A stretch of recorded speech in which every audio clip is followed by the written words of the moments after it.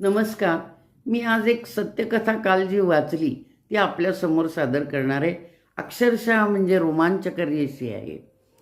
तर जोधपूरमध्ये एक लीला दिवाण नावाच्या महिला आहेत आणि त्या शास्त्रीनगरमध्ये राहतात.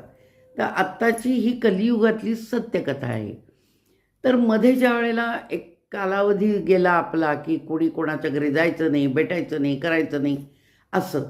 त्यावेळेला त्यांचे मालक गेले आणि त्या एकट्या पडल्या आणि त्यांना एकच मुलगा, तो कामाला वगैरे जायचा. आणि घरामध्ये तिकडचे जरा लोक कसे बघा, ते गुजरात, मारवाड वगैरे तिकडचे जरा ते ठाकूरजींचे निस्सीम भक्त असतात आणि त्या लड्डू गोपालाचे निस्सीम भक्त असतात. खूप त्यांची श्रद्धा आहे त्यांच्यावर.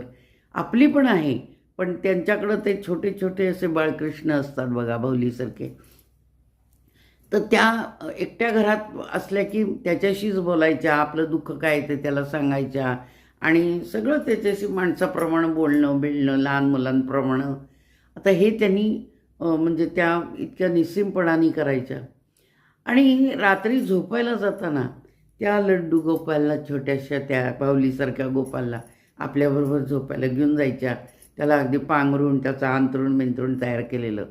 आणि एक दिवशी मात्र त्या बोलता बोलता त्यांनी काहीतरी काम होतं म्हणून त्याला असा त्या टी व्हीच्या तिथं टीपॉय होता त्याच्यावर त्याला ठेवला आणि काय बोलता बोलता त्या झोपायला निघून गेल्या आणि विसरल्या त्याला न्यायचं. आणि मुलगा सकाळी म्हणजे घर झाडणे, स्वच्छ करणे, पोछा करणे हे तर मुलगा काम करत होता.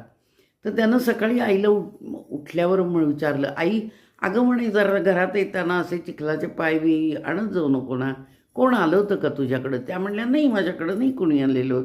तर म्हणे चिखलाचे पाय उमटलेत, काय सांगतोस म्हणाले त्या. आणि गेल्या बघायला पळत पळत हॉलमधनं वगैरे असं. तर छोटी अशी पावलं चिखलाची उमटलेली होती. तर भगवंत स्वतः त्यांच्या तिथं गेले त्यांना न उठवता. बघा किती निस्सीम भक्ती आहे. आपण म्हणतो नुसतं की कौन कहते है भगवान आते नहीं. आपली श्रद्धा पण तशीच पाहिजे. आणि हीच गोष्ट कलावती आईंच्या चरित्रामध्ये सुद्धा आहे. त्या विशालाक्षीनं पाहिलं की जिथं आई चिंतन करत बसायच्या, हवा नाही काय नाही, खिडक्या बंद, म्हणून तिने एक दिवशी छोटीशी पट करून बघितलं तर आई आणि गोपाळ कृष्ण एक 7-8 वर्षाचा, तो त्यांना भरवत होता काहीतरी प्रसाद आणि त्या त्याच्याशी बोलत होत्या. अहो किती भक्ती आणि किती काय, निश्चित भगवंत येतातच. धन्यवाद. मी जे वाचलं होतं सत्यकथा सादर केली. माझ्या चॅनलला सबस्क्राईब करा. जय श्रीकृष्ण.